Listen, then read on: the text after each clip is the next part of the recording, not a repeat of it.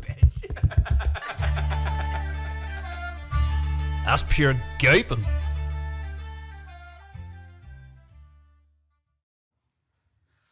We're live. And we're live. John, how are you? And we're live. I'm very well, Fergal. Did you enjoy yourself today? That was awesome. Look at this place. It's absolutely gorgeous. Where are we at, John? What's going on? We're Barneys Ruins. Mm-hmm. We're Barneys Ruins with Patrick Bradley, the well-known architect from the area. Mr. Grand Designs. Mr. Grand Designs, as he's called. World-renowned architect now, I suppose. You know, over the years, bigger and better projects all the time. Well known for grand designs, but well known in the area. You know, as really helping to bring the community to another standard of architecture, I would say, and pushing boundaries and Unreal chat.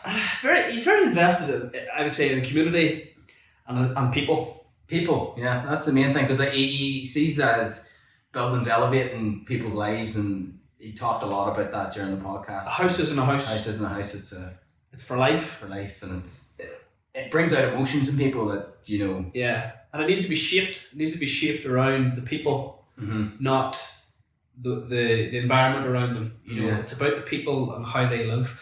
Really, really interesting chat. Went through so many different wee stories and tidbits, and just a real interesting character, and really, really a man of the people. Yeah, great crack. Fantastic crack, and we had such a good chat with him. Such a good fun, and so cozy. Oh man, I am staying here forever. This is absolutely fantastic wee area. Oh, it's beautiful. The fire is fantastic. It was so cozy, so chilled, and I didn't fall asleep, but I was like, during it, I was like, oh, this is so cozy. I'm just gonna relax here, just chill, let Paddy talk. Further than laugh, you can do whatever you want. I'm just gonna relax and listen to Paddy. Yeah, and that was one of the podcasts where I think the guest does pretty much all the talking, most of it, and it was just a really good conversation. I don't know what else to say apart from just fucking listen to it. Just listen. There's, I'm sure we're going to get Paddy on in the future again. I think so. He loves to chat, and we know he'd love to come back on too. And we had really good fun. And thank you to all our listeners so far. This episode might be coming out close to Christmas, and so we just want to thank everybody for sticking by us through everything. Audio, video, sound. Problems. Thanks for sending all those Spotify spotlights. Spotify spotlights. That was a wee bit surreal as well. It was a bit strange. You never thought something that you own would pop up on Spotify, which is quite cool. Very cool. But yeah, we're going to keep on at this, guys. We're going to keep on getting nice guests on. We've, between 500, 400, 600 listeners, watchers now, I suppose, followers. I don't know what they are. And Spotify, YouTube, and then we're going to push out more and more stuff as we go along, and we really hope you enjoy the chats and the guests we get along the way, and really hope you enjoy this episode. Yeah, no, listen, guys, this was amazing. So fantastic. Enjoy. We'll cue the world. I know, but I'll come here. Let's rock and roll. Rock and roll. We're back, Paddy. We're back, boys. We're back. Where are we today? We're in my last project, boys. My last project. This was your last project you did? This is the last project I've done for myself. Right, okay. And it means a lot to me, this one. That's emotionally, this means a lot. I love this place. It's beautiful. I absolutely love this place. What it actually is that this was meant to be my original place to build my house, and just love it up here. Like you're in the middle of an oasis and it's in the countryside, and there's no way around you. A lot of sheep and a lot of cows. It's just paradise for me. But in terms of getting electric at the time, couldn't afford it. Yeah. So 3 times and different things happened. Then got the electric connection, and I already was designing this thing as years, and I always had a view that I would someday live here. Despite my own house, someday I would definitely come up to live here. This wee plot here? Yeah. I loved it that much. Great memories we had. There's the place me and my father used to, drench all the sheep away, the lambs, and here, the bull the bull used to stay in here over the winter time. Oh, Wow. Barney. So hence, That's the that's well. That's past Barney. That's past Barney. There's a new Barney Sean now. We've a new Barney Sean who bought him off my uncle, and so just great memories here. And I think that's part of when you're doing a project or even doing anything like that. When you get the emotional connection to something, that's what makes it. I think for everybody. So that cottage over there was my great uncle Barney. Late 1800s, 1900, he had it, and I just had this vision and dream and says, look, there's different ways I could have done this project, and a lot of people have done it. I guess number one, replace, because you're guaranteed to get a replacement. It's a house. Yeah. And I says, people don't do this here because these wee clackins are scattered everywhere, guys. Yeah. And the stories and the emotions and the killies, and it's easy to just replace that. And like you look at a photograph and that's nice, but to feel and touch something. So I just did this thing, like I got to keep this. So then I started coming up with ideas and, God, you know what, how am I going to do this here without this? I could extend it, or could renovate it. I said, no, what I will do, I'll turn it into a museum. So hence what I end up doing is right, let's not touch the stone building. So I created across the road the new cottage. So I brought it about a metre off the old stone, brought it up and floated it over the top of it. And the idea of that was part of all the sustainability and passive and all that. But when I'm up in the cottage, I can sit and always look down at the ruins. So the ruins itself for me is the project. So it's just so nice to know that when I'm here and anybody else is here, but even especially for my father and different things like that, that we haven't touched nothing, so the emotions and all the connections are still there. It's like, you know yourself when you touch something sort of changed. You know when you go to a bar, for example, and the crack's great, and then you go up and move on, and the crack's just not the same. You know that sort of feeling idea. So what I'm saying to do in the old business is, I'm not going to touch it. So when I have a wee fire pit out in the original old living room, you're just sitting there with a fire pit, and there was somebody in this room, maybe 4 or 5, having the killie, having the crack, and they're seeing the exact same stones, or I'm seeing the exact same stones that they're having, and there's an eerie feeling to it, but there's a wild emotional feeling to it. So that was part of then just through my own spanner in the works, just like a big glowing box and one thing and another. So then when I decided, even the likes of this, because I did view this could be my retirement house 100% for me and my wife, and down the road, the Grill of Water house, give it to the children, but the guest annex, I really thought it was quite nice to turn this into a guest, but have the same old atmosphere as a cottage. Just a wee bit of more modernist into it. So like a wee bit dark, and you got the open fire, you got the fire and stuff. So that I love it. I nearly prefer it here than over the way. I'm on the lady. A lot of one think over the way is crazy and all that there, but less noise. Less noise. Brilliant. It's great. So you're letting other people experience it as well. Like that's. Honestly, this wasn't meant to happen for a long time yet, and through different things in the back of my career, the production company spied this, and he says, "Would you put it on the TV?" I said, "I don't have the money. I don't have the time. I don't have the stress." So why'd you do it? Because it's like really, really cool. And so I said, "You know what? I will. I'll do it. I'll try and do it in a very, very limited budget. Reuse, do as much as I can, and then let it out. So then when people do come, they'll see it and they say, you know, that's a different way of thinking there." And it's interesting, since that actually went in that program, Renovation Rescue. And I was in the shop at Crawford's one day, and along with Wayne, it was Evelyn, and this old guy came up to me, and he says, "I've seen you in your father's project," and he says, and he nearly started crying. And he says, "We've got the exact same thing, and I think I'm going to do it." And I just says, "Class, I've done something right there." I was just giving me goosebumps. And it wasn't even thinking or talking to me. He was actually thinking of the wee thing that he had and the connection that he had with somebody, which I wasn't too sure. And I was just, it was really surreal. A really surreal feeling, but it was way nice that I touched somebody like that. And then the idea that this could be these small, simple projects that I am well into, new thing instead of these massive monstrosities. This is all we need in life, guys. Yeah, it's a nice byproduct of what you did there, isn't it? You didn't expect that byproduct, and you see it out in the wild, and you see the feedback from it. It's quite a nice thing that happens. I'd never expected that. Yeah. Like I never do expect things like that, and that's just being too up and honest. Things just maybe sometimes happen. It's just, but I'm just really. I get well emotionally attached to my work, and even the likes of my clients. It's just, I think if I don't give it at all, I won't get the satisfaction of it. So anything and anything, when I start down to do the first line, first pen, first sketch, first mad idea, I always, I just get into that state of madness, and shouldn't have to do it, but I do it. And it's sure, you're in the career of, those guys into that creativity thing, and I know there'll be a lot of people be looking at me and saying, God, that man's a brilliant life and different. That's not the case, boys.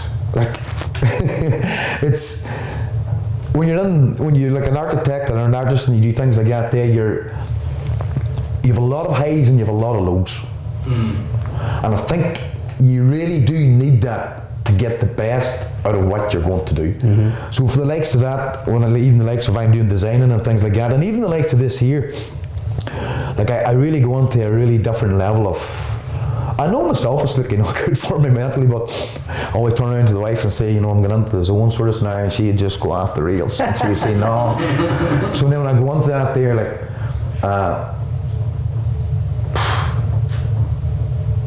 it's hard, it's zombie state stuff.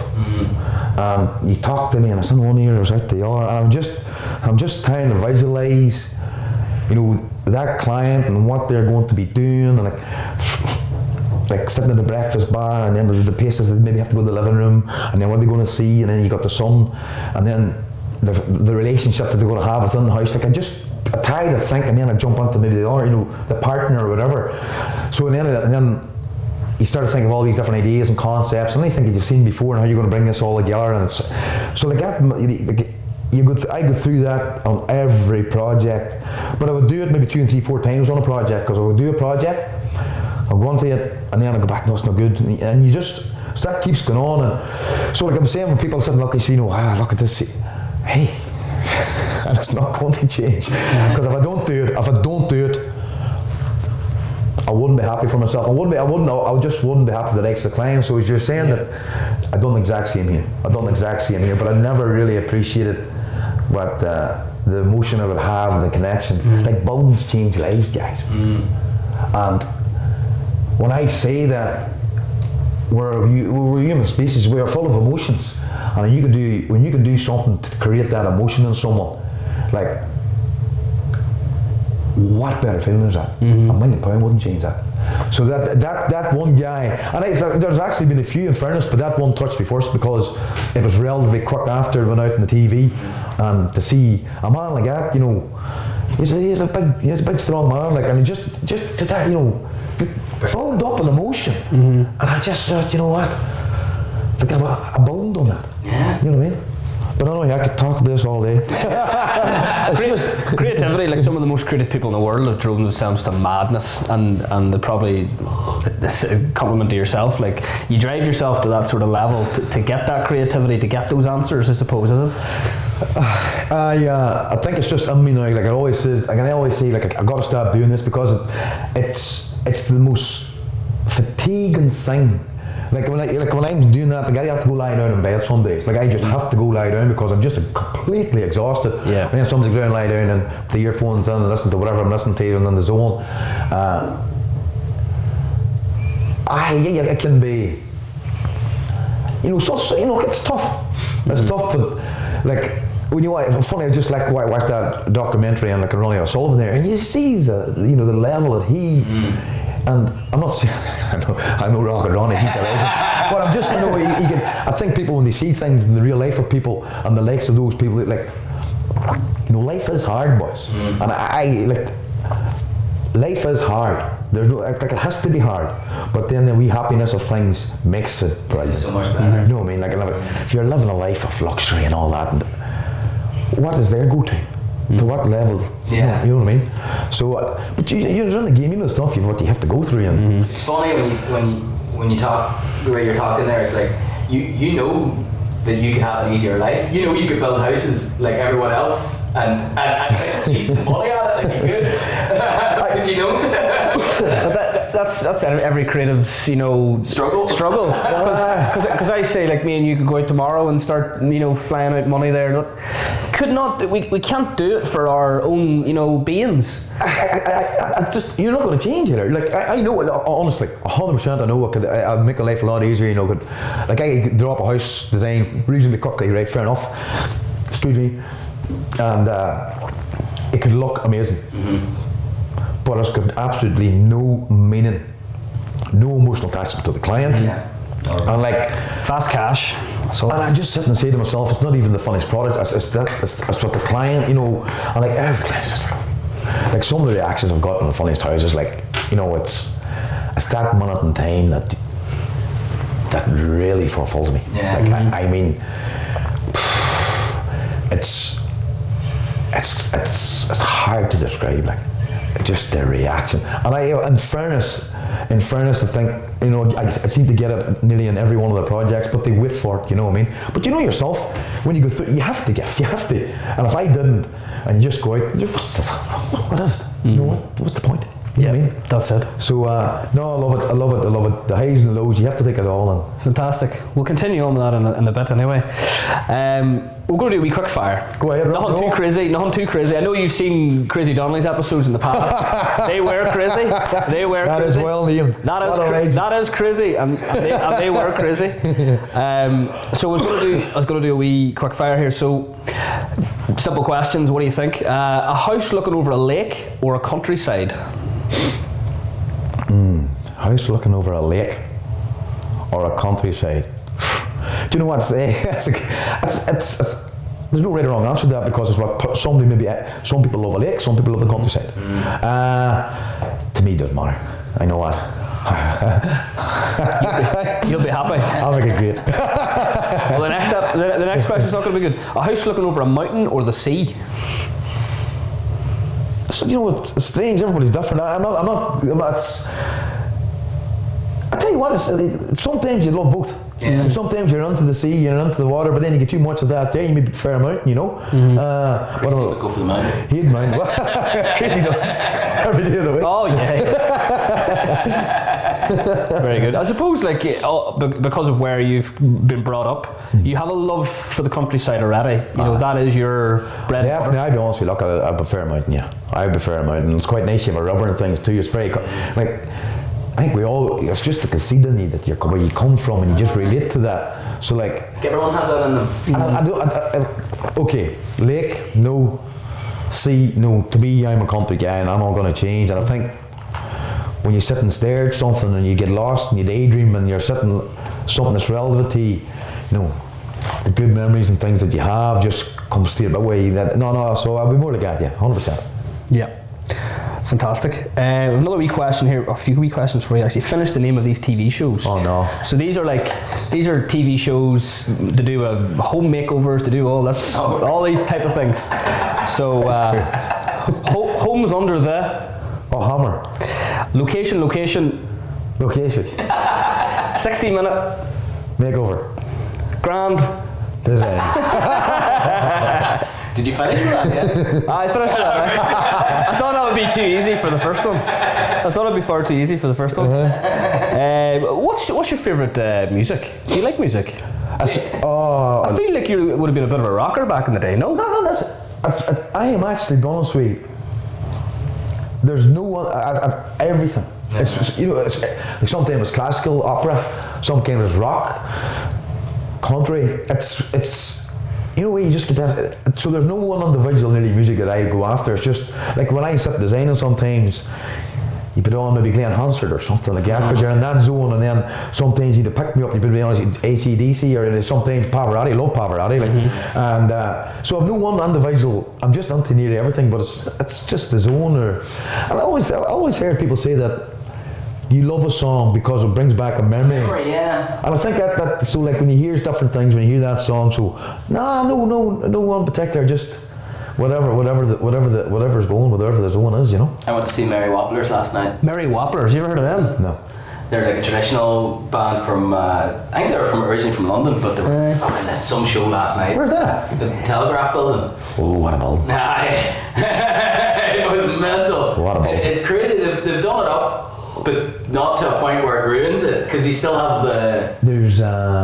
That's going to be renovated. Is it? I'm nearly sure there's a big project and all that. That just to be the Irish News, wasn't it? That's it, yeah. I think there was a competition, so that's going to be. What do we get wrong? But no, definitely there was a competition. I don't know. It's definitely done at the minute. They're going to turn it into maybe a Belfast museum of some sort of whole thing. I think from what I know, it's only. But it's not going to be a gay place anymore. No. I'm nearly sure. Hey, don't want to burst your bubble. But I think so. But it's not to say the architects that I might do something like that, you know. But they're going to save it. It's a really icon building in Belfast. Stunning building. Stunning building. To be fair, like they have porta potties and everything. Like that's where the toilets and all. It's just porta potties. Because she's basically she's a shell. Shell of a thing. What about you say you're admittedly a workaholic? But, yeah. What? How do you switch off? Do you have any films or TV, or is there something you do with the wife that chills you out, or? It's funny. It's you can switch off for good periods of time, because when you get through that design process, there's that period of 1 or 2 or 3 weeks. It's just you have to chill out. Strangely enough, would sit in the house there and light the fire in the evenings. That's my chill out, whatever, maybe music, films and things. I don't get to watch TV much. Music, listen to a bit of music. So my chill out time, and then sometimes, which is getting out in the farm is great. Mm-hmm. It's at one time I used to thought it was a chore, a job, but sometimes it's when you're on your own and we escape probably, isn't it? And like you don't bring your phone and you're walking through the field. There's no, just when I'm walking up around here, and for me that's just like just a reset button. I love it. And when you're out and about, but apart from that, something still have to work on. I'm not gonna lie to you. The farm's still up and running then? Oh, that's surely aye. That's surely aye. So mainly cattle, is it? Or? No, we've a few sheep and a few cattle, yeah. And it's interesting, this is Barneys Ruins, so hence, believe it or not, when we were growing up, any bull that we ever had, we just called him Barney, like you name a bull. It's weird. But then I didn't actually realise till later years, or more recently, that the guy actually built this and lived here was called Barney. So he's named after him. So so we decided, what, wouldn't really, it's just weird. So so one bull gone. I got a wee bit of oil, and then we bought another bull to my uncle. And funny, they named the bull Shan. So what I was doing, they left the bull and the bull Shan paddy. I says right. We'll call it Barney Shan then. so no, the bull. Still a working farm. Not a massive farm, but still a working farm. It's good to keep that sort of thing going. Like it's hard for farmers these days. Farming, it's a hobby. It's a hobby. Unless you're at the big time scale, and it's a hobby. But I would still love my children to have that experience of working on a farm as they grow up. Because I do think don't want to try and cut them, but get out and do. I'm going to get them out and do what they have to do what I done, because I think it was right. It helps. My wife says maybe I work too much, maybe not. But anyway, I think, because for me they were some of the best memories of my life. Mm-hmm. That out in the farm, hard and working what it is. You're young and free and no stress. I have a few ones here actually. This is actually the limit to my knowledge, and this is why I'm asking it. So, say for example, land with a dwelling on it. So a client comes to you, Paddy, I've land with a dwelling on it, whatever it is. Mm-hmm. What's the options there? Replacement. Obviously, if there's a dwelling there, you can replace it. Yeah. And that's what I was doing up here. Mm-hmm. Or you restore it,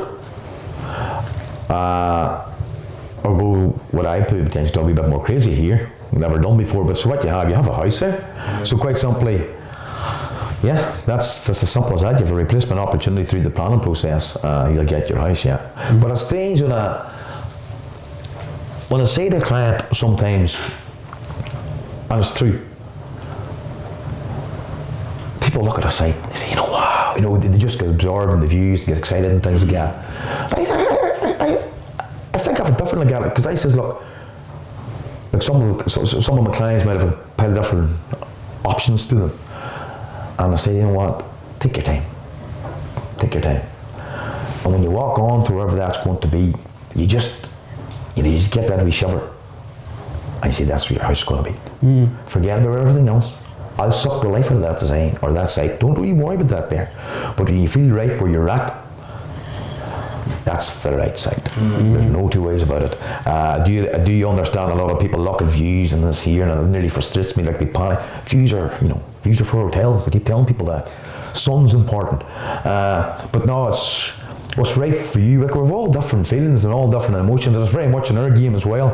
So like, that wouldn't, just what it feels right. That's right. Very good.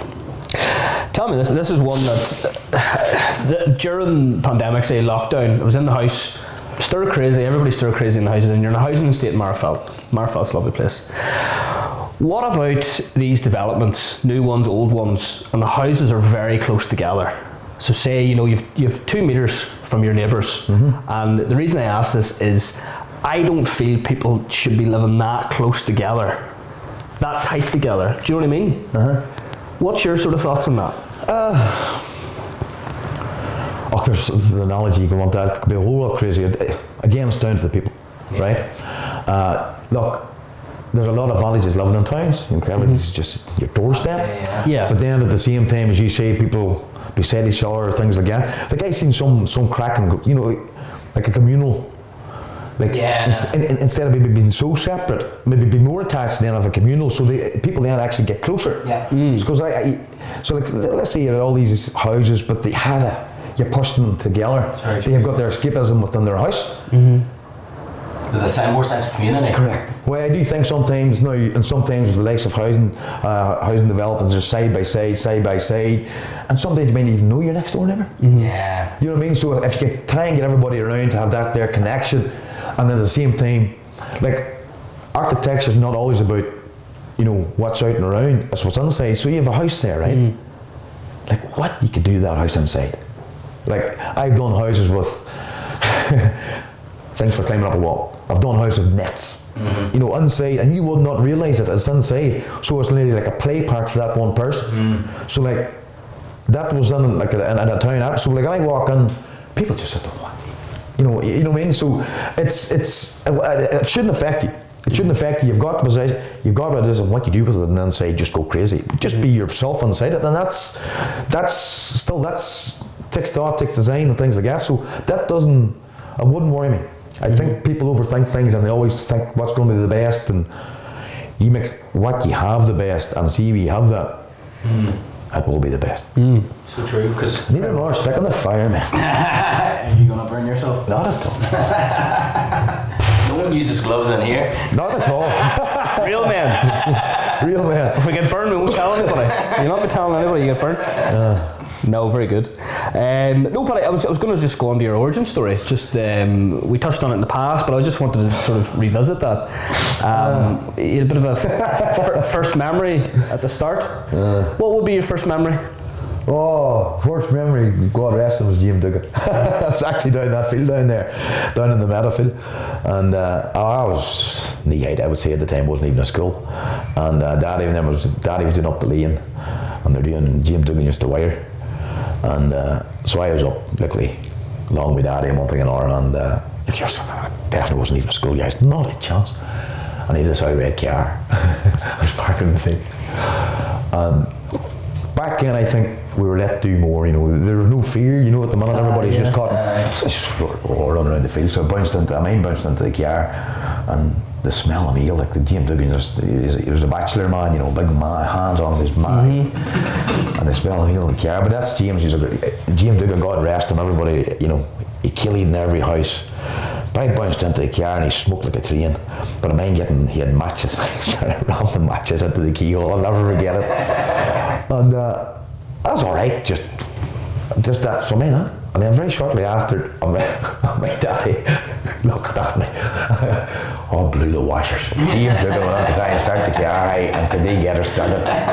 So I looking at a slap on the head or whatever, I don't even know. But that's the first, I don't know why it's a random first memory, but I always laugh. And strangely, when you walk up the lane, it comes back to me then again. I always just be giggled to myself, you know. So no, that'd have been my first memory, guys. I don't know, that's strange. Very good. What were you trying to do? Do you know? Were you trying to? No idea. It's just so strange. I don't know. Maybe because it's really good. I might have just had a brilliant upbringing, and I just strange it was. That's a weird first memory. But that's what it is, eh? But I definitely know I was very, very young. Very young, definitely very. Because I knew I had to be young because the time Daddy was doing up the fields so many years ago. This is the area you're from then. Is this, you would say you're Gortnur Road? Is it Gortnur Road? Gortnur Road. This is the town land. This is the Gortnur town land, and it's interestingly enough. So town lands everywhere. You've got roads and you have town lands. So this is the Gortnur, and we are actually in the very heart of it. And through historians and different guys, so Gortnur in Irish actually means field of the yew tree. And don't ask me about languages, guys. I'm not good at languages, but I know that. And a historian was up and he was telling me, believe it or not, the very yew tree to which they believe this town land is called after is 20 yards up in our field there. Right. So it's it's really and that's it's true. Because then when you look at the map, you can look at the map. This very clack is nearly bang heart in the middle of that town land. Yeah. And it's very rare to have a yew tree outside anywhere such like of a church, because they're very relative and very to do with churches and things like that. You very rare find one in the middle of the country. Do you think there's like a mass rock or something up there? No, funny. We looked into all that there and the different reasons. Says no. So I think that's why it's maybe so strange, and they believe. So they do believe that's where this is actually originated from. Believe it or not. Brilliant. Paddy, sorry, we were just chatting there. You were just getting off the back of this area, I suppose. And the family farm and all. Mum, dad, siblings. How many siblings do you have? 3 sisters. 3 sisters. Three sisters. We're a very close family. Seriously close. I don't know what is the way we were brought up or one thing and another, but we're, and like even their husbands. Right. No, very, very close family. Were you running the stew? I'm the oldest. I'm the oldest. Wisest? Definitely not. No, definitely. So no, very good, great family. Fantastic. Very, very. We're delighted to have. It's Yeah. No, family's the best thing ever. That is life, man. That's all it is. It is. Yeah, 100%. Couldn't agree more. And growing up here, what was your primary school? Where were you at? Primary school not far from here would have been Turkey. Trakean Primary School. Yeah. Small class, 7 pupils, 2 fellas and 5 girls. 2 fellas and 5 is that girls. for 7 years? For 7 years. No, I think one year maybe they amalgamated a couple of years to make it one class. Oh, what a school. What a school. Funny how through time and through life, my headmaster, John Donnelly, so he's still living over in Trakean, and John Donnelly is a great man. He really was a great man. And very, he's actually, he thought, he seen him again, as mentioned, he was quite proud of me with what I'd done, Yeah. And it's nice, it was really nice. I think he was very happy for where everything went, because maybe he helped kick it off. Yeah, so exactly, not Trakean Primary School. There's going to be a lot of there's always going to be a lot of community people that knew you in the past, and they're going to have they're going to be very proud of that sort of, I would say, just what you've brought to the area. Yeah, I still find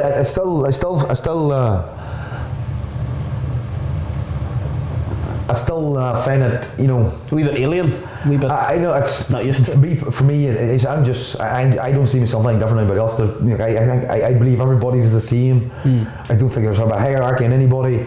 So I haven't, I think everybody should be at that level. No higher people or lower people. So I'm finding, I still just Paddy, and I'm just so I wouldn't say I'm any different. I just want to be like everybody else, everything else. But it's quite nice that sort of did the house. I'll just say the house has really put Yeah, a lot of focal point on this here, and it's it's went global. But that was a team. I keep saying, and I just maybe be the front face and that, and the architect and that, but that would never happen without some of the most incredible people. Yeah. Full stop. So I think it's the team and everybody involved. Team of everybody, yeah. And look, everybody. It's really strange what way life and what way directions take you. It's mad, What about your next direction? High school? High school to Pat's Maharawa school. We all went to. And all went to. Yeah, great school. And funny, it was actually not a couple of weeks ago. Was in out of all them years gone by through a friend, and I always like to try and give something back because a lot of good things have happened to me. So it's definitely like to do things. So what I done was I went and talked to the students. They're doing a national diploma construction, which they didn't do it back in my time. So I went in there, and strangely enough, first one I met was easy. I used to run us around that field and backfield. So that was a really nice feeling that day, because it hasn't changed in the smell, and it was.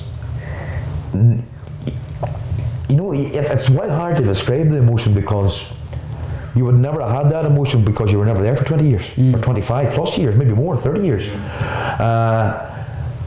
And just this flood of emotions just come back, and it was just made all the good time, which you would never have got unless you were back in that space. Yeah. So I was in, done the talk to the students. Vicky thought this chap's in a different wavelength, but I get wild passionate about it.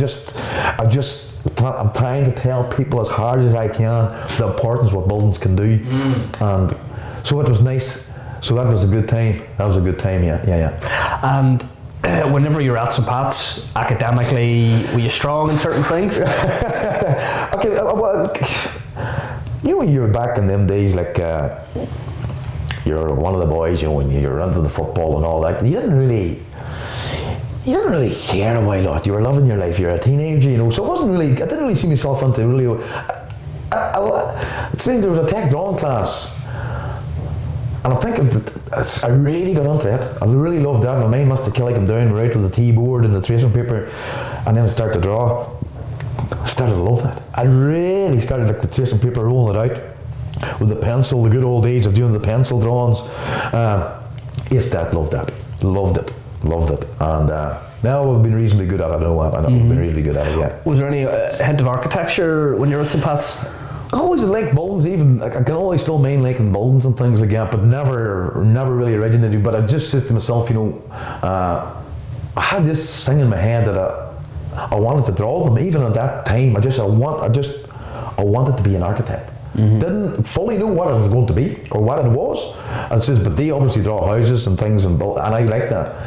And strangely enough, this is weird.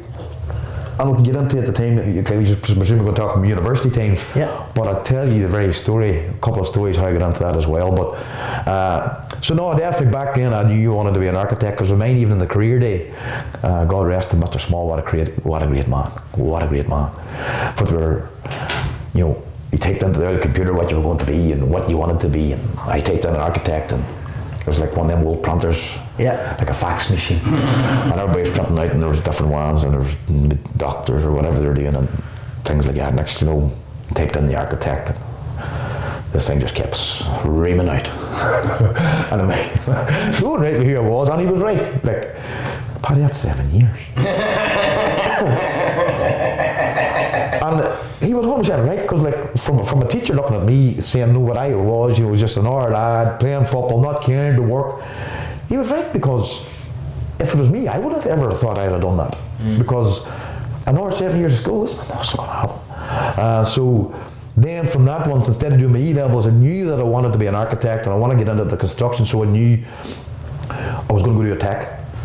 And I went and done a BTEC National Diploma in Construction in Ballymena for my 5th and 6th year. I was equivalent to 3 A-levels, and loved it.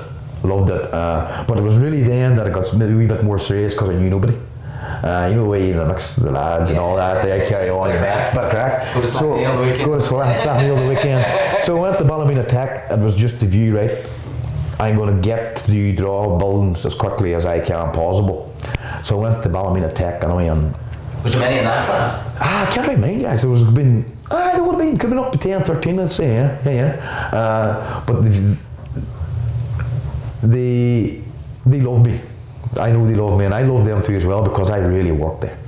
Like I started to see, I could start to see myself even, that signs of working too much was even there. And even back then when I look at it and remember back, I gave a lot of effort to what I was in that course. And then I mind them saying, like, yeah, the next stage is go to university, and I mind telling them, like, I want to go to the architecture course, and they says to me, Paddy, you know, that's not going to happen here, you know, like, it's, BTECs don't do that, you know, you'll get into other, you know, different courses and things, but that's next to impossible. And I don't like that. It didn't resonate with me. So I actually says, right, what have I got to do here myself? And what I had to do then was do up my own portfolio. And so I had to do my own sketches and do my own thing, do another thing completely outside the course as an extra. And that's what I did do. So I done up my own sketches and different things like that, which was not course related, but that course, the detail and the mathematics and all that there, like I covered most of that stuff in the first 2 years near the university. You know, the detail and element of the architecture. Because I really had it all done. But to get into architecture, that 7 years, it was very difficult. That's known to be difficult. And so once I done that there, and I mind, fired out, you know, he fired into different universities, and I'm down the top one, definitely want to try and see him getting the Queen's, which is, you know, one of the,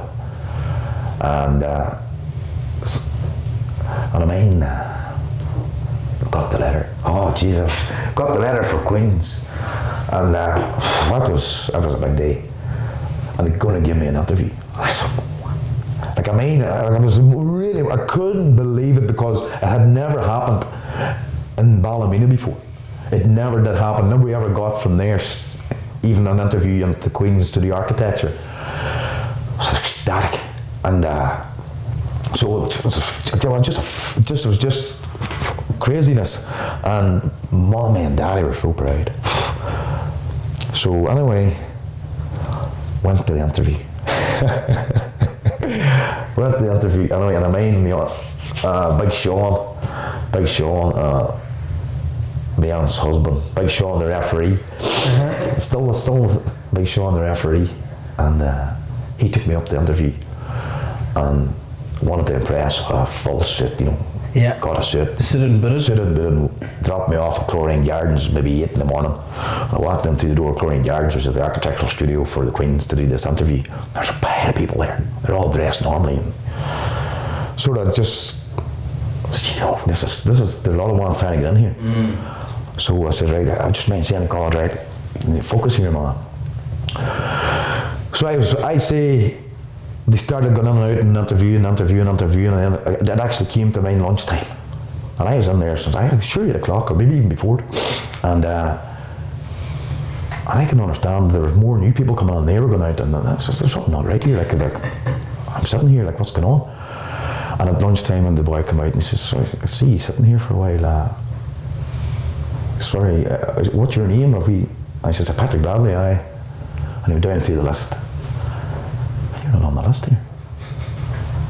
And I still made it. And I just walked outside, and I cried. And I mean, walking up and down, I bawled my eyes out, and I mean, ringing back down to Mum and Dad, they were devastated. And he says, right, well, we'll send Big Sean go back to Lifty. And I mean, pacing up and down, what am I going to do? It's going to be another year. And I wasn't even thinking about the years I was going to do for that interim year. Like, this is my dream. This is, you know, I'll go back in again. Just go back in again. And I did. I'm back in. I just sat down. I sat down on the stairs. Just sat there. And just says, right, I'm going to sit here and just see what happens. And they kept going in and out, and I mean, the 2 tutors, the boy going in and out, they kept looking at me. I just sat there. And later on that day, it was 5 o'clock, and everybody was gone. And I sat there on my own. The boy came out to me, and he said something about, you know, we're going to give you an interview. I think it was pure stubbornness. We're going to give you an interview anyway. And I just, that's all I want. So I said, I'm going to go and blow it. So there's so many, I mean, a lot of people. And I went and sat down and pulled out they grilled me, man. They grilled me. And I think, this is crazy, like, but there's one question they asked me in that interview, and it came back to me the other night. And asked me all the sketches and stuff. The interview was going reasonably, they grilled me, but they asked me one question. What's your favourite build? Now, I didn't really know. I knew what architect was, they did all things, but I didn't know what it really was. Yeah. And I mean, saying, you know what, I have a lovely, there's a building back home, and it's, and for some reason, this is crazy, guys. James Dugan, who I spoke of, was in our house, Killian. And he brought up Maharaj Chapel, was leaking. Right. It's a modern piece of architecture, designed by Liam McCormick. Knew nothing about it at the time. But I mean, I went to mass. I just mean sitting in all this building, which is so modern of its time. But he brought it up. He killed in our house before the interview, and he brought it up. So I just says, hey, buddy, that's a nice building. So I told him, I says, I tell you what, my favourite building would be Maharaj Chapel. And I just seen them sit and stare at me. And I can still mean it. And why is that? I says, well, it's just a nice building, I like it. And I didn't know how to describe the building at the time, but I just knew they liked it. And they looked at me. Do you know who designed that? And I said, I had no idea. It was Liam McCormick. That's one of his best works. And he's one of the architects of ever heard him. Hence, the building of the year is called the Liam McCormick Prize. Yeah. So they must have seen something that if I realized something like that was pretty, some kind of building, I must have something wee craziness in the same to be an architect. And that I do believe was the answer that got me in from James Dugan telling me. Yeah. You had the eye for the building, like. And it's so just, I mean it, he just spoke to the build, that old building was leaking and nobody had one thing in order, and so, and looking back, and believe it or not, and that building was then demolished. And it's one of the biggest things in terms of Liam McCormick's works that I don't think listed buildings and people ever get over, that building was allowed to be demolished. It wasn't listed at the time. Right. But it's one of his best. And there's a few photographs of it, it's amazing. The big bell tower and different things like that. I can't remember it. You got to Google it. Let's look it up. It's hard to get. The Liam McCormick is the Maharaj Chapel, and that is considered one of his better works. Very good. That's deadly. So then that's I believe how I got into Queens. So see, whenever you got back and sat down, and then they finally got you to go interview. Was there any fear, or what was going through your head? Was it just? I don't know. I go through my head at that time. Was it just pure determination to make it? 100%. I have to get into this. I have to get into this because, like, I honestly, when they told me I wasn't on the list, which was madness, I was that excited. It was in the bottom paragraph of the letter: ring up, make your interview. I didn't read it, but I was so excited. And I mind going in, and I said, like, there was no options for me. I wasn't down on the list. Go home. And I just says, not today. My mind says, look, I'm going to go on, and they can tell me to leave. And that's what I done. And I mind sitting in the stair. in my portfolio, and I did see a tear in my eye. But I was saying, no, I wasn't. I had to try. That's awesome. And that's the way that's how I get on. Through ball. Such a good story. Through ball. What was the start of your university career like? University. You went into university the first year. And you're just going to university, that excitement time, of madness, so it was reasonably enough. The first year was just, soft, you're doing sketches and different things, and, weird, just bleeding you really in the first year. I think it's like most courses, but you start to realise that there's not going to be easy. Yeah. So the first year was alright. You're doing things, nothing much of it. And then, there have been I've been in it around 96 in our year. And then come on to second year. In the first year you did party quite a lot. You know what I mean? You did. Like, I wasn't even drinking back then. But you went out and to Renshaws and bars. You went out and partied a lot. Second year come on, and a very quick realisation that this is serious stuff. I mean it. you hard a lot of stuff, deadlines, designs, and first semester, second year. But I was working hard, definitely working really hard, and I thought it was going well. The crits were tough. The crits were tough. So when you're up and the way we worked is basically you done your design, and then they're going to give you a tutorial maybe the day before your final design. They just shred it to bits. Shred it. This is rubbish. So it gives you no time to come up with something else to get it in the wall. So it was tough. And then you went into the crit. That's well named, I'll tell you. God, that was like you're in and you pumped it up and you're a wee bit of proudness on it because you're nice to present it and everything looks really good, and then next they went through.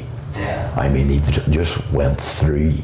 Like there's people crying, they ripped things at the wall. This is rubbish.